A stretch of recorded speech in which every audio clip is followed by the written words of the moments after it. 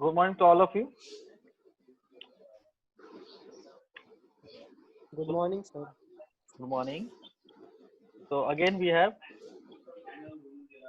today with a lecture of data communication. Before going to the next topic, we have to just take a quick review of the previous lecture. In the last lecture, we have learned about unguided media,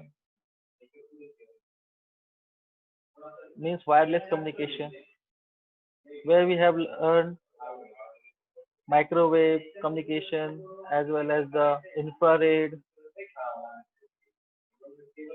such kind of the wireless communication, and parallel transmission. So today we have to be start with the topic, that is serial transmission. So see, in the parallel transmission we transmit the multiple bits at the same time, but in the case of serial transmission only one bit at a time. This is the basic difference. And the most of the communication systems in the practical applications use the serial mode of communication, because serial networks are extended over long distances at a very less cost as compared to the parallel transmission. And in the case of serial transmission, it using only one physical wire, means there is never a timing problem caused by one wire. Either it is slightly longer than the other wire, it doesn't any matter to having the timing differences, just like in the parallel communication. So these are the two advantage of the serial transmission as compared to the parallel. So in the diagram, it is very much clear the idea of serial transmission. You can see here there is a two devices. One is the sender, another is the receiver. So when you have to be send any data from the sender to the receiver side, within the device there is actually the parallel mode of communication.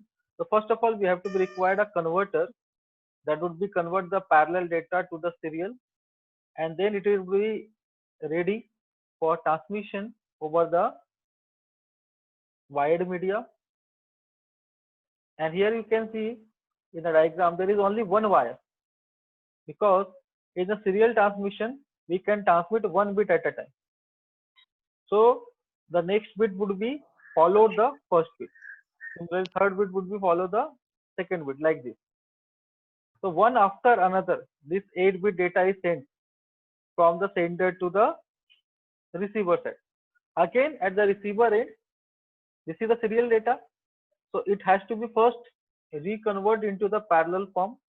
So there is another device, that is serial to parallel converter is used at the receiver end. In this way, the serial transmission occurs. So it is a very simple representation. It would be give you more clear idea regarding the serial transmission. Now we see the another aspect of this transmission, timing of serial transmission. Already we have discussed that there is no any timing problem.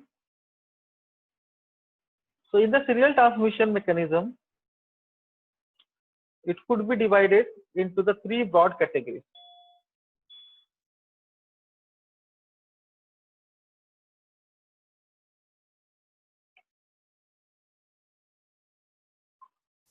Okay. So this is related to the asynchronous transmission. Now we have to see what are the disadvantages of the asynchronous. While medium is idle, a receiver cannot know how long the medium would be remain idle before the data arrives. So it is difficult to predict for the receiver that how longer it would be remains on the same idle mode, when would be the next data would become, or next packet of data would be received. Asynchronous technology usually requires the sender to transmit few extra bits before each data item. So why they have to be sent the extra bits? To inform the receiver that data transfer is starting, as well as the when it has to be stopped. So these extra bits allow the receiver to synchronize with the incoming signal. This is the role of the extra bits are there. It will be more clear now with this note. In asynchronous transmission, we send one start bit like binary 0 at the beginning and one more stop bit like binary 1 at the end of each byte. And there may be a gap between each byte. So every byte of information has some gap. So here asynchronous means what? Asynchronous at the byte level, not at the bit level. Bits are still synchronous. The durations are always same. But at the byte level, there is asynchronous.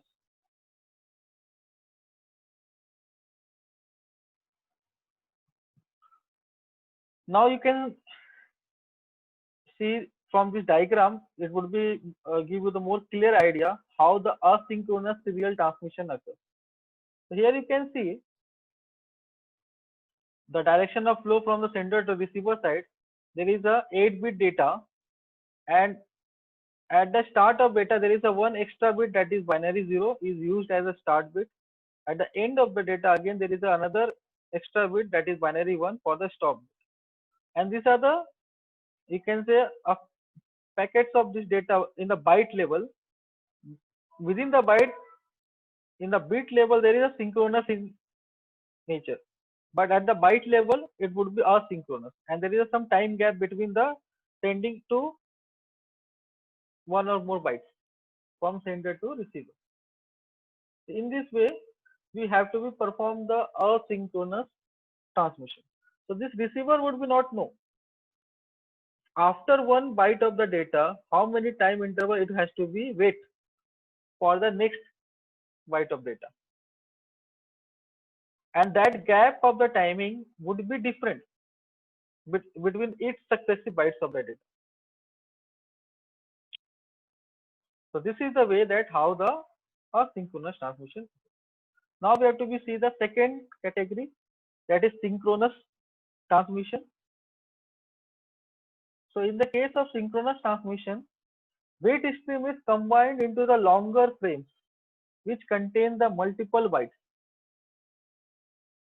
and each byte is introduced onto the transmission link without a gap between it and the next one, and it is left to the receiver to separate the bit stream into the bytes for decoding purpose. So how to distinguish this byte level, that would be left to the receiver. There is some decoding mechanism is there on the receiver end. They would be used. So data are transmitted as the unbroken strings of the 1 and 0s.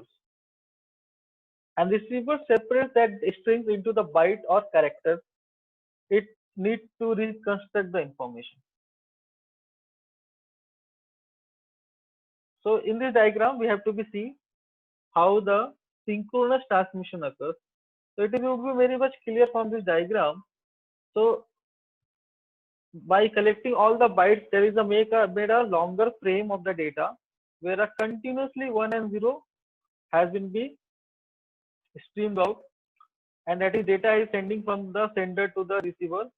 Here the data would be sent in the terms of frames, and within a frame there is a multiple byte of data are there, and all data are within the frame are synchronous in nature. There is no time gap between bytes of the data like in the asynchronous mode. So it is up to the receiver that how it would be pick up the data as for the reconstruction of the information. But in between the frames there is a time gap is there. Okay. So what is the advantage of the synchronous transmission over the asynchronous? Its speed. So transmission speed would be improved. Here we have not sending any extra bit or not any gap between the byte level at the start or end of the bytes of the data. So because of that, the speed would be improved.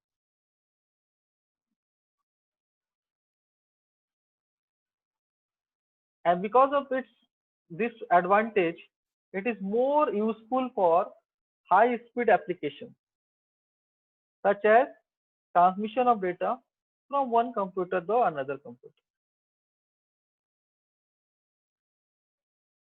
And this byte synchronization is accomplished in the data link layer. So we would be learn that about the OSI layer of OSI architecture. Then you have to become to know what are the data link layer or physical layer. There are the 7 layers are there. So in the synchronous transmission, we send bits one after another without start stop bits or gaps, and it is responsibility of the receiver to group out the bits. So these are the some important notes in between of the uh, topics I have to be showing you through the slide. Just note it down. It is important terms that would give you the clear idea about the whatever the topic we are learning.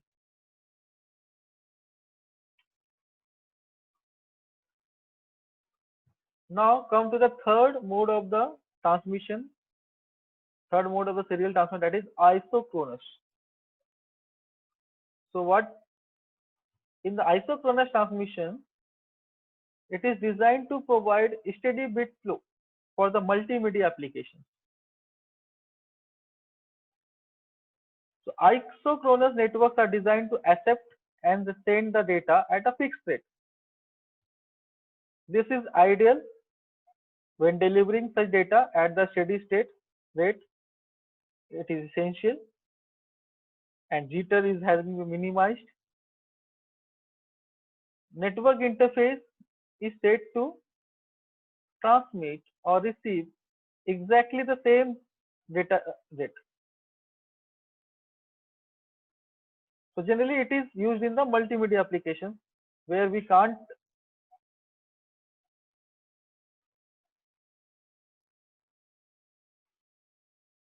tolerate the delay in the transmission of the data between the each frames, or we can say the byte level. It is a steady bit flow.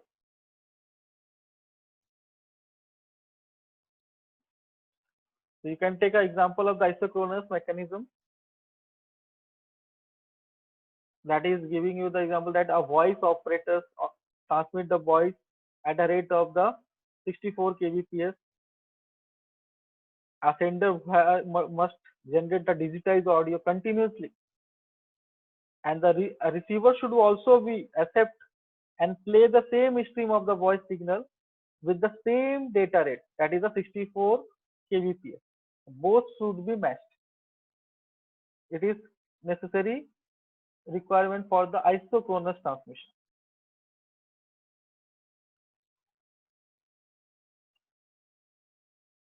In this way, we have to be see all these three kind of the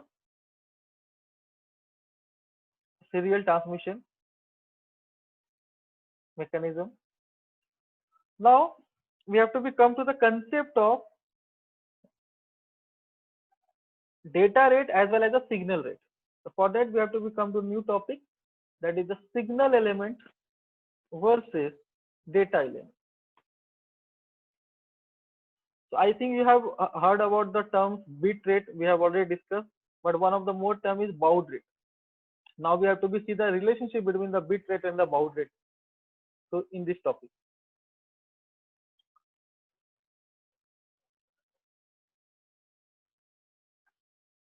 a data element is the smallest entity that can represent a piece of information.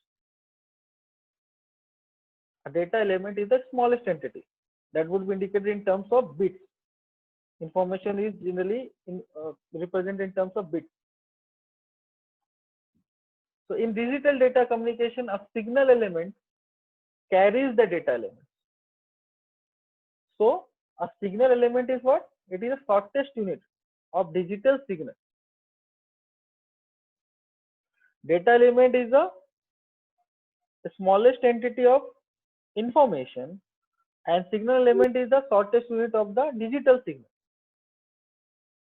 In other words, you can say that data elements are what we need to send, and signal elements are what we can send.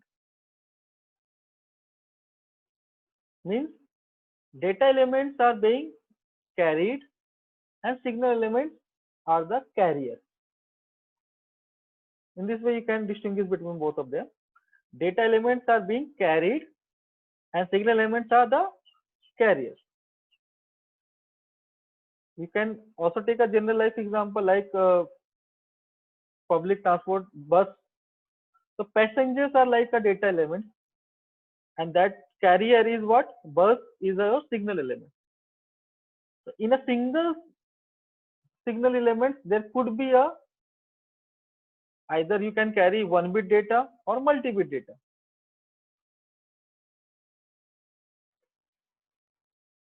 So from the next diagram, you will be more clear the idea. Now mapping of data symbol into signal symbols, you have to see there.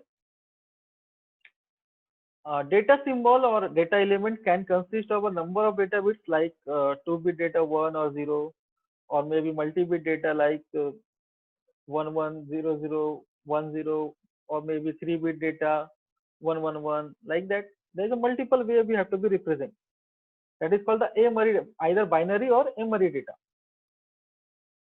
And our data symbol can be coded into a single signal element or multiple signal elements. Like you can say a binary 1 is represented as a plus V volt, a 0 could be represented minus V volt. Similarly, a 1 could be either represented by a multiple signal element like plus V to minus V, and 0 would be represented in opposite direction, minus V to plus V. So there is a different way of representation of data elements as well as the signal elements.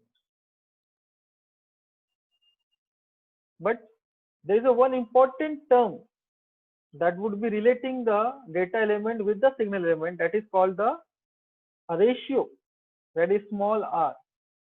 So this ratio r is nothing but the number of data elements carried by the signal element. We have to be noted down the term small r, that is nothing but a ratio of number of data elements upon signal element.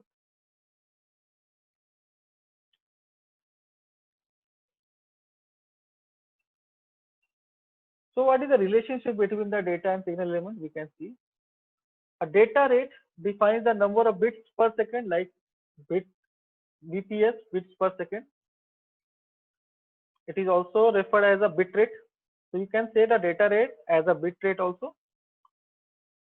And the signal rate is the number of signal elements sent in 1 second and is measured at the bouts.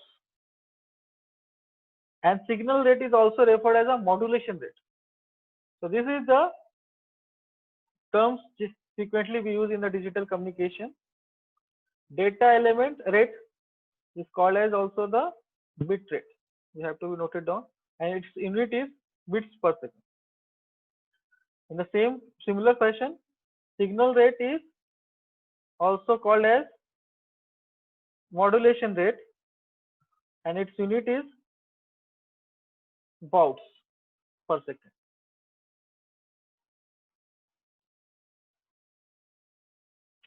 And our goal in the digital communication is to increase the data rate and reducing the baud rate. Means using the minimum signals, you have to be transmit the maximum data. This diagram would be give you the clear idea to represent the signal element and data element. Here there are the 4 pictures are there. In the first one, Sir, if you have to be see, the ratio R is 1. Means what? A single signal element would be carry a single bit of data. Sir Yes. Sir आवाज break होतोय. Okay. Just a minute. Hello. Now it is clear. See here. मध्ये मध्ये. In this diagram, you can see Yes. a single signal element would be carry a 1 bit of data. Means in this case there is a plus b that would be representing the binary 0, minus b it would be representing the binary 1. So in one signal there is one data, 1 bit data. So R would be what? As per the formula, number of data element upon number of signal element, 1 upon 1, it is 1. But when you have to be moved to the next diagram, here R is 1 upon 2 or 0.5. So you can see that for 1 bit of data, there is a 2 signal levels are used. For 1 bit of the data, you are using 2 signal levels, positive and negative. Means what? As per the formula, number of data elements is 1, but number of signal elements is 2. So the value of R would be decreased. Now here, R is equal to 2. Means in a single signal element, there is a 2 bit of data has been sent out. Okay, so you have to be just combine the binary numbers. So when you have to be 2 bit data would be combined in one data, so it would be there is a 4 represented 0 0 0 1 1 1 1 0 like this. So here the ratio would be as per the formula 2 upon 1, that is 2. And the last example you have to be see, there are 3 signal elements, first, second and third. It would be carry the 4 data elements. So what would be the ratio as per the formula? R is equal to number of data is 4 and number of signal is 3. So it would be 4 upon 3. Okay. So what we have been discussed that as per the digital communication requirement, bit rate should be increased but baud rate should be decreased. Means by using the minimum signals, you have to be send the maximum bits of data. So if you have to be see there, out of this 4 diagram, which would be give you the better transmission? The answer is C, where the R is 2. Below that you can see the second preference is the D, where the R is 1.33. Then A, where the R is 1, and the most poorest kind of transmission is a B, where the R is 0.5. So in this way you can perform the data transmission by using the concept of the data element and the signal element. Okay. Now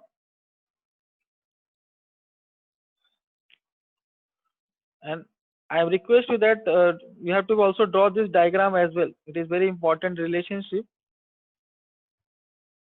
for data and signal element. It would be give you the more easier concept as compared to just mug up the definitions. Now we have to be see the mathematical relationship and just formalize the relationship between the data and signal rate. So the baud or signal rate can be expressed as S, capital S here. It is equal to C into N multiplied by the 1 upon R, and the unit of this signal rate is bauds. In this formula, N is representing the capital N is representing the data rate. C is the case factor, and its value would be vary between the 0 and 1. 0 to 1, its value would be vary between these two boundaries. Means 0 and 1 means it is either a worst or either a best or maybe in between of that average. Okay.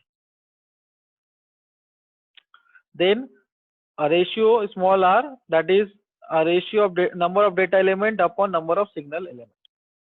It is very simple formula, and we have to be just solve one or two numericals based on this.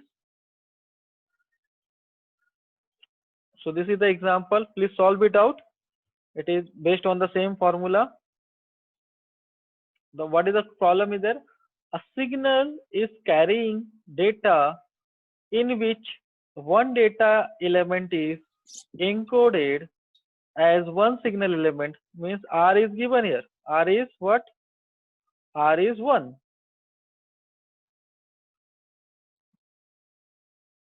And if the bit rate is, means N is 100 kbps. So what is the average value of the baud rate? Here they are asking average value. Okay. If the C is in between 0 to 1, please solve it. If do not remember the formula, I will again show you the formula. Note this formula: S is equal to C into N into 1 upon R. By using this formula, N is given, data rate is given, R is given, and C is also little bit information regarding the C is given. So you have to find out the average value of baud rate. Okay, average value of the baud rate. Please solve it.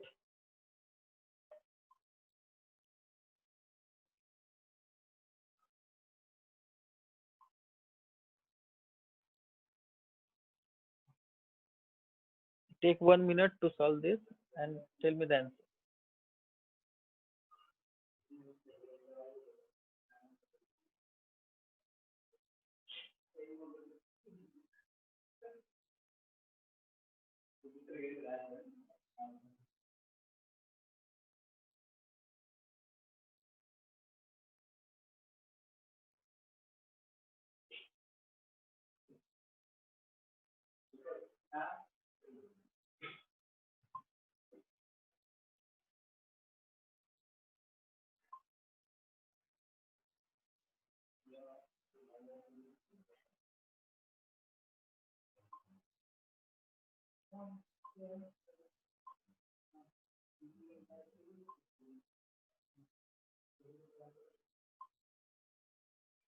I've also shared the attendance on the Google form. You can also fill that.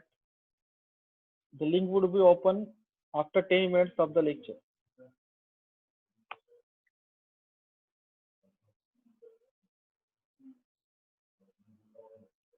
Link is open now and would be remain open up to the after 10 minutes of the lecture. Okay, anyone has solved it?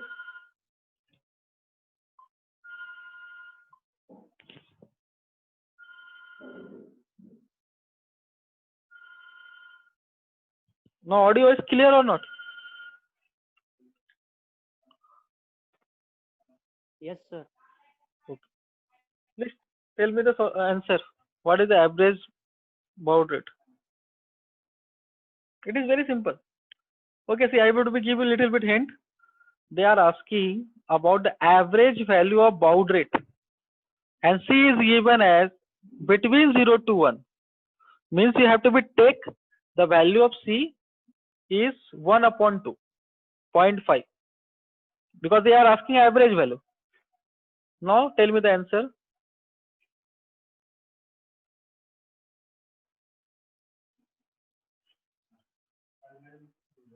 Now it is very much clear. C is 1 upon 2.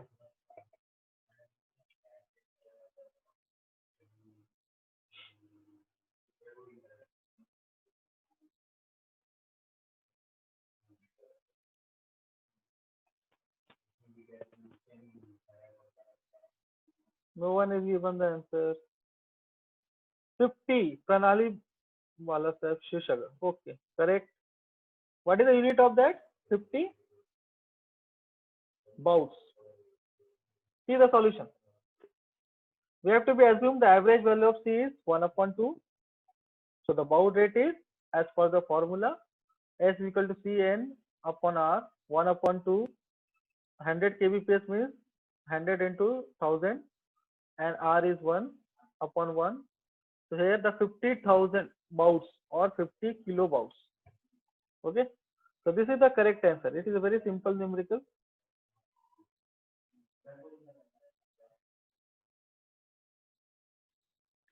So what is the important note regarding this discussion? Actual bandwidth of the digital signal is infinite, but the effective bandwidth is finite.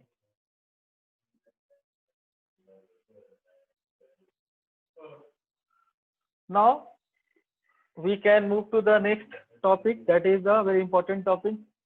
What are the connecting devices? Like hubs, repeaters, switches, bridges, routers we use for internet connection, and that is related to the OSI layer of the, yes,